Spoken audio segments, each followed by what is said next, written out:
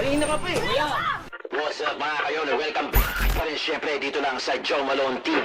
Tunay na balita, walang kinakampihan, sumasalamin sa katotohanan lamang. Pa rin syempre dito lang sa Joe Malone World Travel. Kasama natin syempre Manila Team Hawkers. Di Sabado may malapit dito sa may Legarda mga kayon. I think merong complaint dito. Kung di ako nagkakamali. Dati Sabado itong street na to. Malapit mismo sa may Legarda. Sampalok ito Sampalok.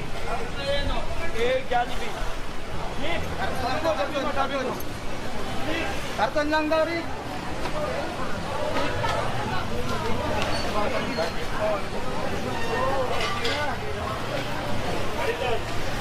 Ito mga ano to? Ano rin to?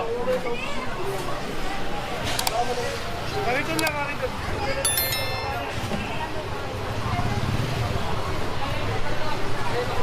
Lardi Sabal, October 2, 2020. Kasama natin syempre Manila Team Hawkers. Parito lang daw kukunin sa kayong mga payong-payong. Ito nga street na to, ito nga Lardi Sabal. Tapos doon ang Legata.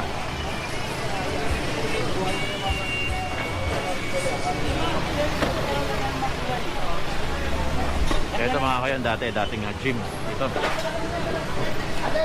Natira din tayo rito. Ang dami kong natira. Dati gym ito, ngayon apartment na. Kanino dati? Terry to? Parito lang yung mga kukunin dito. Mga kayon, ito nakamadalas ko nadadaanan ito pagka tuwing umaga. Ito mga kayon, tuwing umaga lang naman nagtitinda ito. Baka hapon. Pero pagka umaalis din yung mga yan. Minsan nakapamili na tayo rito. Mga gulay ang napamili ko ata rito dito. Yung matanda. Pag nirecho mo kasi ito mga kayon, makikita mo na ito yung kampal na simbahan. Yung Loreto.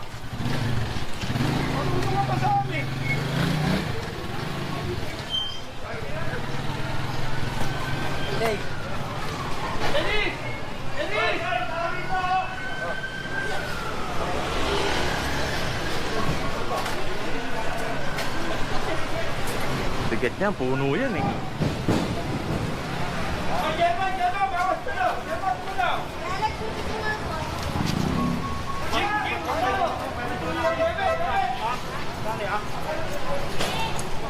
Ano ang gagawin mo na? Parang ako lang makuha. Pag ito lang kaya, pati ako. Ang karton. Susunod, paninda na. Okay mga kayo, since na first time lang natin dito sa Lardi Sabal, yung mga kariton muna ang kukunin.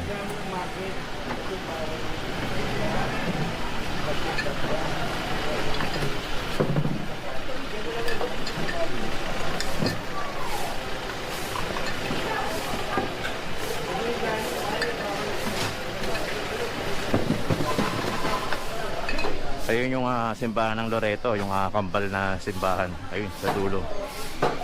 Ay, reklamo pala ito ng mismo market ng Sampaloc.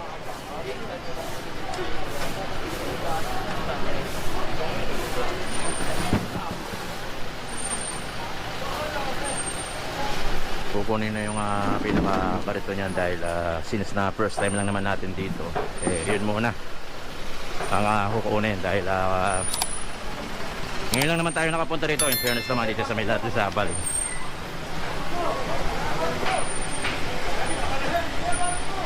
Nahihirapan yung mga anak pag luminto.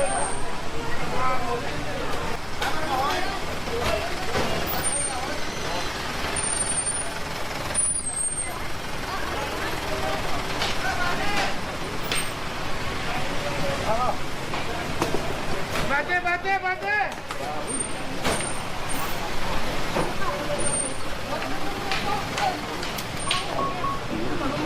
Again mga kayo, palengke mismo ng Sampaloc ang nag-complain dito sa mga sniper na nandito dito. Kaya since the first time lang naman tayo nandito dito, pati ang Manila Team Hawkers, yung mga kariton at yung mga pinaglalagyan. Pero next time pag nagtinda pa sila rito, pati yung gulay kukunin na.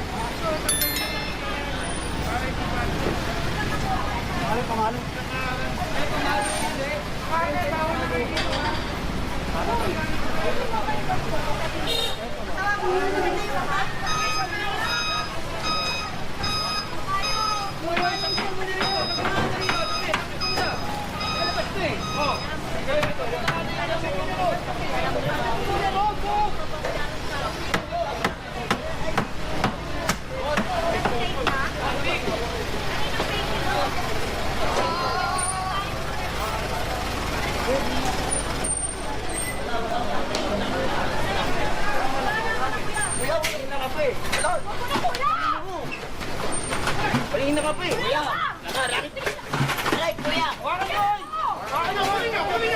Kunin nyo.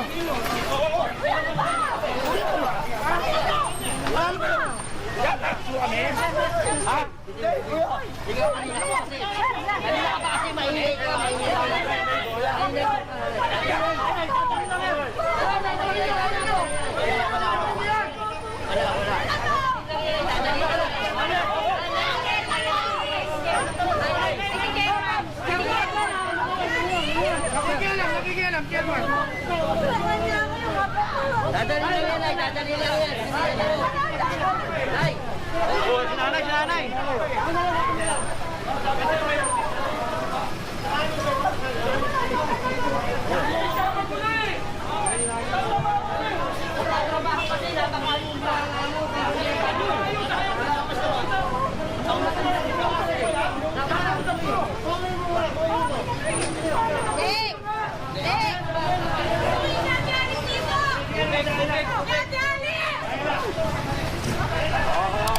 Nahimatay yung si nanay, hindi ko lang makakuhaan kasi matitilaw na tayo.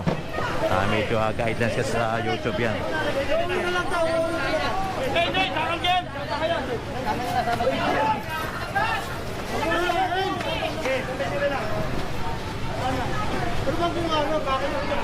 Mura na mura, dakdak ng dakdak eh.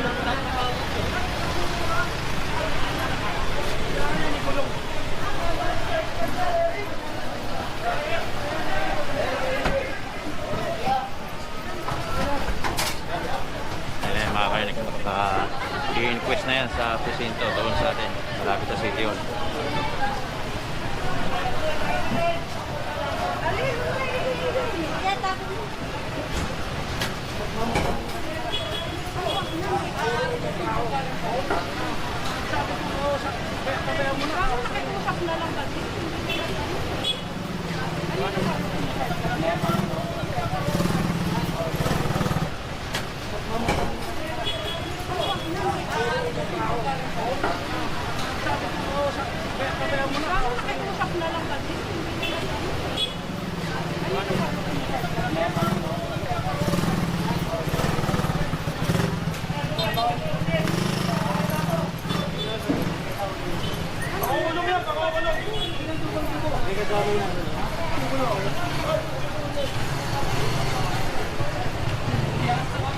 Ang nangyari pala, ina-arbor yung kariton. Ginawa niyo yung maso ron.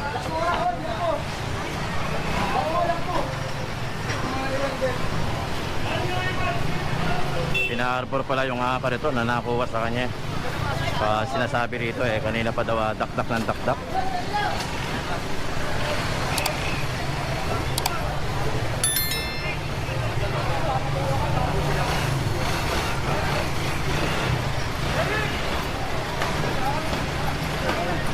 Aligo test yun kasi. Oy, maso. Nandiyo ba?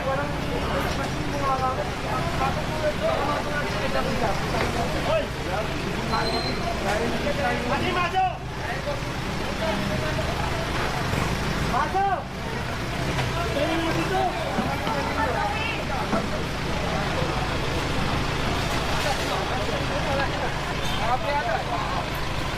Maso. Ay no.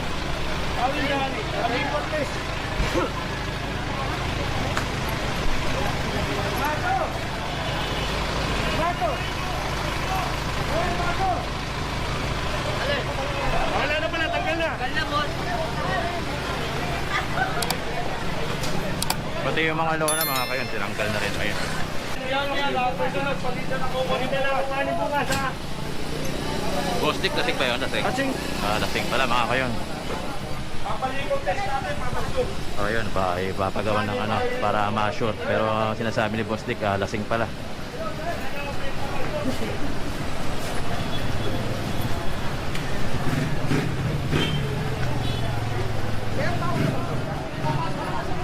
Mga kayo, since na first time naman natin dito, yung mga kariton lang muna ang kinuha. Pero pinagbawalan sila na magtinda dahil kung hindi, pati yung mga paninda kukunin na. Tayo donate yung mga gulay-gulay sa DSWD. O dahil sa first time naman ay yung mga karton ito, yung mga ganito. Ang reklamo rito mga kayon, yung market na mismo nagreklamo sa kanila. Yarman, ano mo nga tulog yung mukha nito? Para bukas. Sige, buntis pa, bawal yan. Ano mo yung mukha nito? Dati sa Abal, sa street. Itong area natin mga kayon. Ito rin, ano mo rin, para simigan. Nagpapukuha Ano mo kasi. rin? Simigan rin.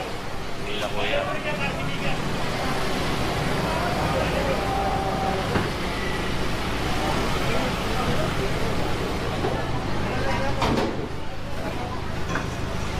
Mga kayon, meron lang kasi nga nagkainitan dito kanina. Ang sinasabi nga ni Boss Dick, lasing, nakainom. Pero ipapatest daw nila para sigurado.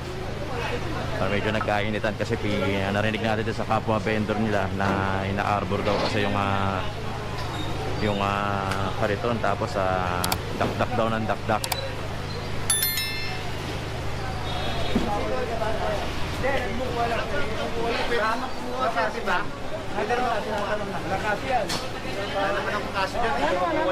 Tinatanong ko lang, may ID ka pa sa dito wala. Kukuha lang ako sa palag. Kukuha lang.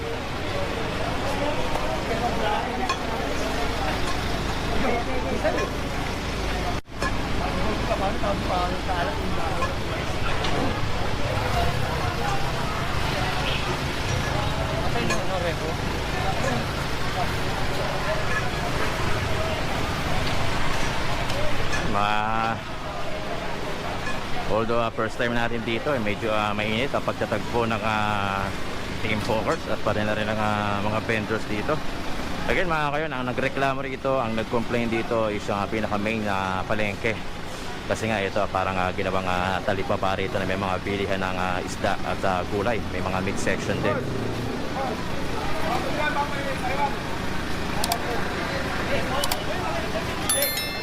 Hindi na kami kasama ko. Kasi hindi na kamadala ko rito.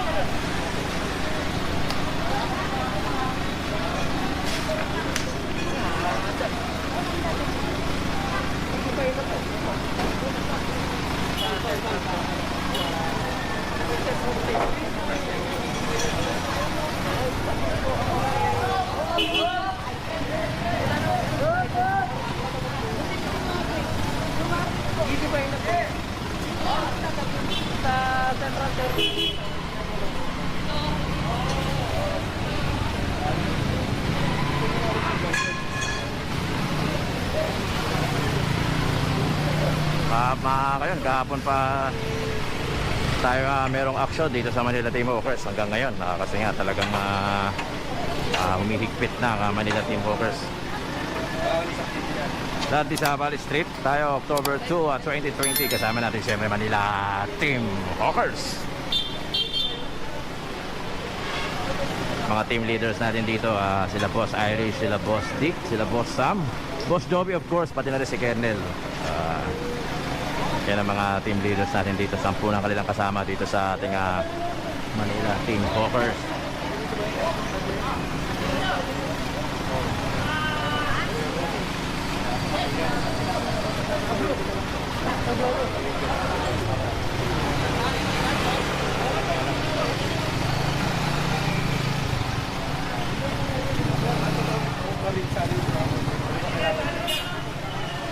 Kanina, boy!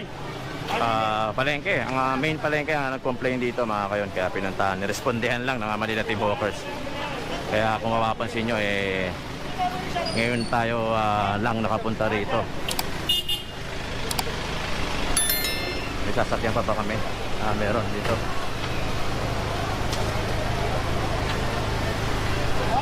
Ay, dalawa na rin tali.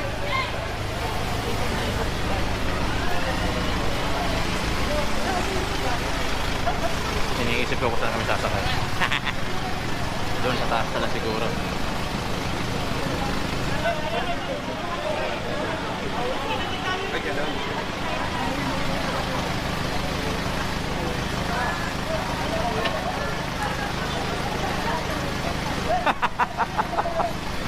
Kapios! Kapios!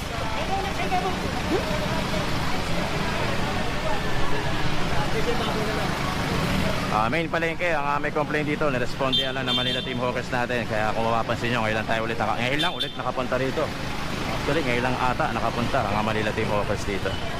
Kaya winarningan sila na puro kariton muna yung kukunin. Pero pagka at binawalan na rin sila, kung hindi, pati yung mga paninda kukunin na rin nila.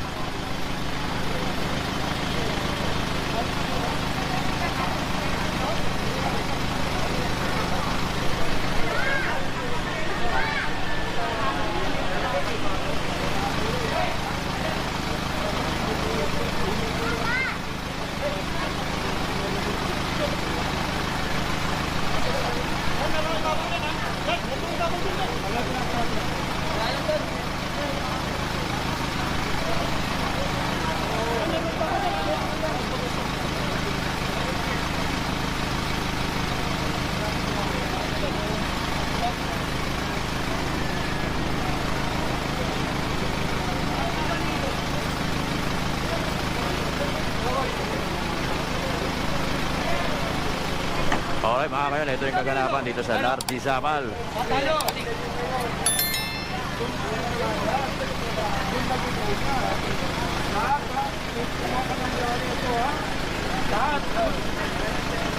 Gibayin lahat yan doon. Sama mo sila, gibayin na lahat. Ito, gigibayin pala lahat ito mga kayon. Walang ititira. Nakakitang nakalusot yan. Kasama ko kayo dyan. Ayun, ang instruction nga ni Boss Dick, sirahin